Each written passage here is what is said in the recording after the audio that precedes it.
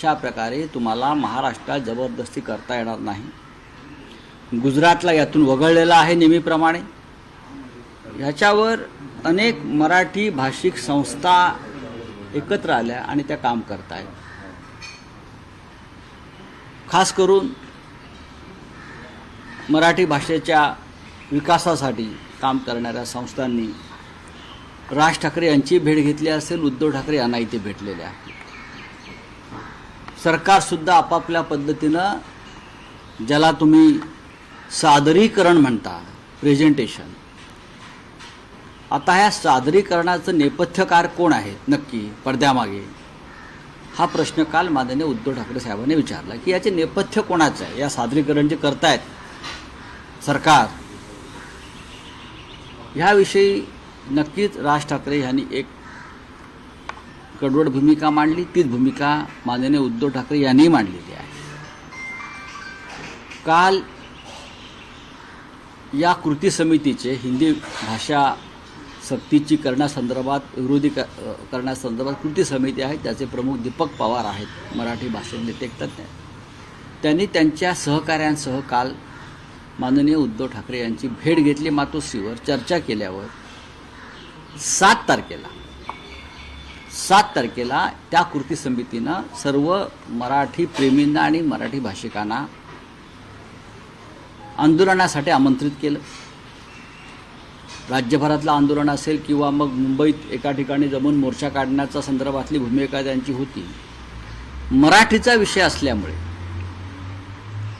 मराठी भाषेवर लादणाऱ्या हिंदी सक्तीचा विषय असल्यामुळे काल तात्काळ पत्रकार परिषद घेऊन शिवसेना पक्षप्रमुख उद्धव ठाकरे यांनी त्या कृती समितीच्या आंदोलनाला पाठिंबा दिला की आम्ही तुमच्याबरोबर आहोत, तुमच्या लढ्याला आमचा पाठिंबा आहे, तुमच्या आंदोलनामध्ये आम्ही सहभागी होऊ 7 तारखेला।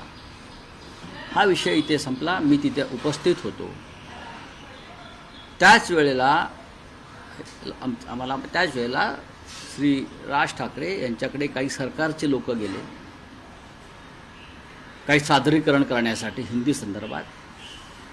ते बहुधा ते सादरीकरण राज ठाकरे यांना मान्य नसावं आणि त्याच वेळेला आम्ही आतमध्ये पत्रकार परिषद घेत असतानाच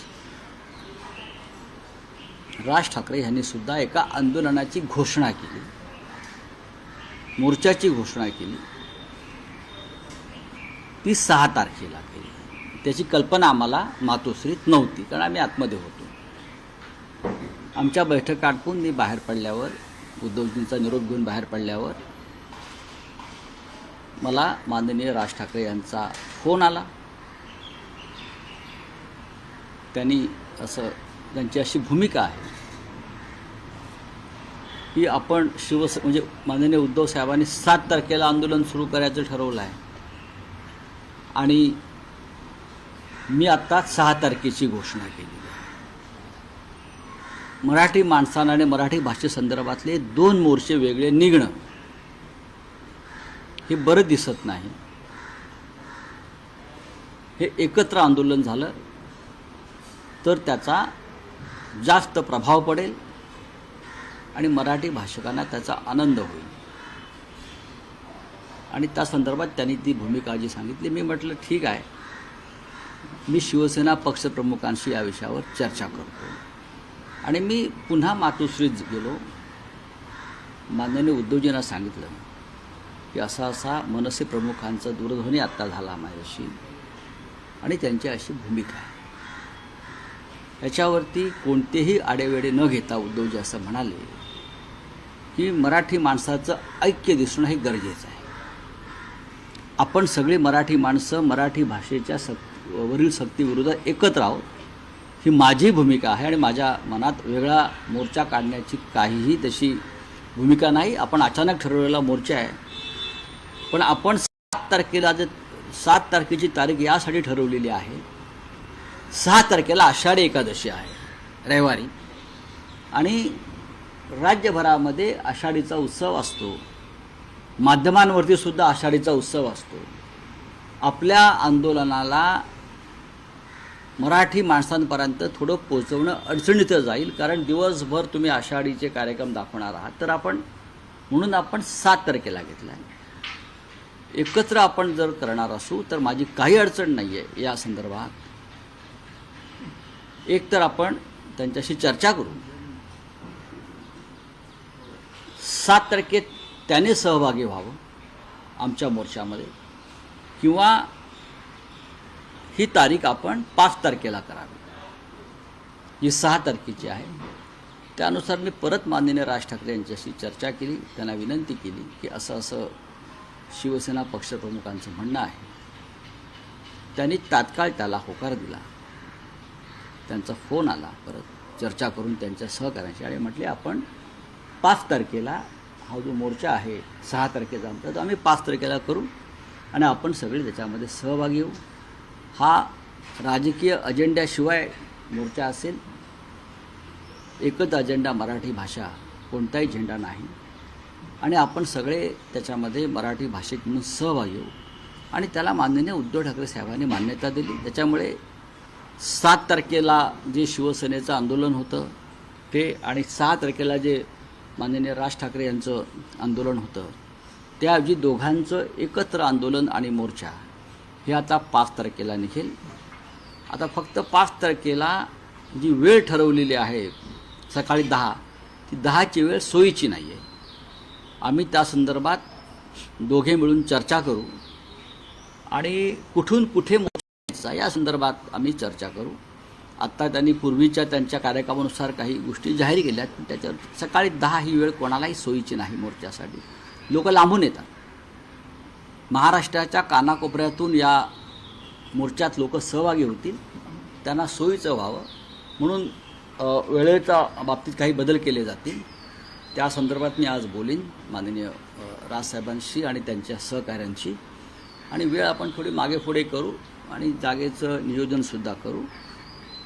आम्ही असं ठरवलेलं आहे, हे आधी सांगितलेलं आहे की मुंबईवर आणि महाराष्ट्रावर ज्या प्रकारे मराठी भाषा आणि मराठी माणसावर आक्रमण आणि अतिक्रमण सुरू आहे, त्या संदर्भातल्या कोणत्याही भूमिका घेताना आम्ही 100 वेळा विचार करू की मराठी माणसामध्ये कोणत्याही प्रकारची फूट नाही, संघर्ष नाही. निदान या प्रश्नावरती आम्ही एकत्र आहोत आणि राहू. राऊत साहेब, यापूर्वी जेव्हा राज ठाकरे उद्धव ठाकरे यांनी एकत्र यावं या संदर्भातली चर्चा सुरू झाली, त्यावेळेस असं म्हटलं गेलं होतं की महाराष्ट्र हितासाठी आम्ही सगळे मतभेद बाजूला विसरून एकत्र यायला तयार आहोत. तर मराठी भाषा अस्मिता आणि हिंदी भाषेची सक्ती आणि त्याचा विरोध हे एक निमित्त किंवा हा एक योग आहे दोन्ही ठाकरे बंधूंना एकत्र येण्यासाठी, मराठी भाषा अस्मिता या मुद्द्यावरही आणि राजकीय युतीसाठीही. बघा, हा तुम्ही जो प्रश्न विचारलेला आहे तो प्रश्न काय चुकीचा नाही आहे, आणि मी वारंवार तुम्हाला हे सांगतो आणि लोक शंका घेत आहेत. मी वारंवार सांगतो की, आणि उद्धवजीसुद्धा सांगत आहेत की महाराष्ट्राच्या मनामध्ये जे आहे ते मी करीन, आणि त्या संदर्भात माझ्या मनामध्ये कोणताही अहंकार, इगो असे कोणतेही व्हायरस नाहीत. आता हा जो आता कालचा जो प्रसंग आहे मोर्चा आंदोलनात, त्या संदर्भात त्यांनी तीच समन्वयाची भूमिका घेतली, आणि ती दोघांच्याही सोयीची आहे आणि महाराष्ट्राच्या सोयीची आहे. आणि उद्धव ठाकरे यांनी जी भूमिका मांडली किंवा राज ठाकरे यांनी जी भूमिका मांडली, त्या दोघांनी मान्यता दिलेली आहे. 7 तारखेला आम्ही काढणार होतो, 6 तारखेला राज ठाकरे काढणार होते मोर्चा. 6 तारीख गैरसोयीची आहे आषाढीनिमित्त, अशी आमची भूमिका आहे. आम्ही त्यांना ते सांगितलं, त्यांनी ते स्वीकारलं. आता 5 तारखेला हे आंदोलन एकत्र होईल. राऊत सर, विषय स्पेसिफिक आहे की मराठी भाषा अस्मिता हा दोन ठाकरे बंधूंना राजकीय दृष्ट्याही एकत्र येण्याचा मुद्दा असू शकतो का? ते मनाने एकत्र आलेलेच आहेत. भाषा हा एक महत्त्वाचा विषय आहेच. मराठी माणसाचा स्वाभिमान, अस्मिता, मुंबईवरती होणारं आक्रमण या विषयावर संयुक्त महाराष्ट्राच्या लढ्यात ज्याप्रमाणे आम्ही सगळे एकत्र आलो, मतभेद विसरून राजकीय, त्या प्रकारचा लढा उभं करण्याची गरज दोन्ही प्रमुख ठाकरेंना वाटते आहे, आणि त्यात काही चुकीचं असं मला वाटत नाही. त्याच पद्धतीचं आक्रमण मुंबईवर होते. मुंबई ओढण्याचं, मुंबई तोडण्याचं, मराठी माणसाला हद्दपार करण्याचं. त्यावेळेलाही मग संयुक्त महाराष्ट्राची समिती स्थापन झाली. त्यात सगळेच पक्ष एकत्र आले आणि तो लढा दिला. आताही आम्हाला त्याच पद्धतीनं लढावं लागेल आणि या लढ्याचं नेतृत्व शेवटी ठाकरेंनाच करावं लागेल. ठाकरे नेतृत्व करत, मात्र महाविकास आघाडीतील इतर पक्ष त्यांना तुम्ही निमंत्रण देणार आहात का? नक्कीच शरद पवारांना- नक्कीच नक्कीच सगळ्या निमंत्रण जाईल. हा राजकीय लढा नाही. आपण पाहिला असेल की राष्ट्रवादी काँग्रेसच्या प्रमुख नेत्या सुप्रियाताई सुळे यांनी सुद्धा हिंदी सक्तीविरुद्ध एक कडवट भूमिका मांडलेली आहे. प्रदेश काँग्रेसचे अध्यक्ष हर्षवर्धन सकपाळ यांच्याशी माझी काल चर्चा झाली, ते होते माझ्याबरोबर. त्यांनीसुद्धा हीच भूमिका मांडलेली आहे. राजकीय जोडे बाजूला ठेवा आणि या मराठीच्या प्रश्नावर एकत्र या, हे आव्हान दोन्ही ठाकरेंनी केलेलं आहे आणि ते महाराष्ट्राच्या हिताचं आहे, महाराष्ट्राच्या मनातलं आहे. नाही, पण राऊत साहेब, मराठी भाषा मंत्री उदय सामंत असं म्हणतायत, मराठी भाषा मंत्री उदय सामंत असं म्हणतायत की त्रिभाषा सूत्र हा उद्धव ठाकरे मुख्यमंत्री असताना त्यांच्या नेतृत्वाखाली डॉक्टर माशेलकर समिती जी नेमण्यात आली, जे माशेलकर अध्यक्ष होते, त्या समितीनं हा प्रस्ताव आणि सगळी कार्यवाही त्या काळात सुरू झाली. नाही, मला असं आम्ही वाटत implement नाही. करतो. आणि आदित्य ठाकरेंचा एक व्हिडिओ दाखवण्यात आला आहे. त्यात आदित्य ठाकरेंनी असं आवाहन केलं होतं की सगळ्यांनी जास्तीत जास्त भाषा या शिकल्या पाहिजे. जास्तीत जास्त भाषा शिकायलाच पाहिजेत. आचार्य विनोबा भावे यांना 24 भाषा येत होत्या. नरसिंहराव यांना 14 भाषा येत होत्या. आम्हालासुद्धा 5-6 भाषा येतातच. जास्तीत जास्त भाषा आम्ही शिकतोच आहोत ना. त्यासाठी उदय सामंतांची शिकवण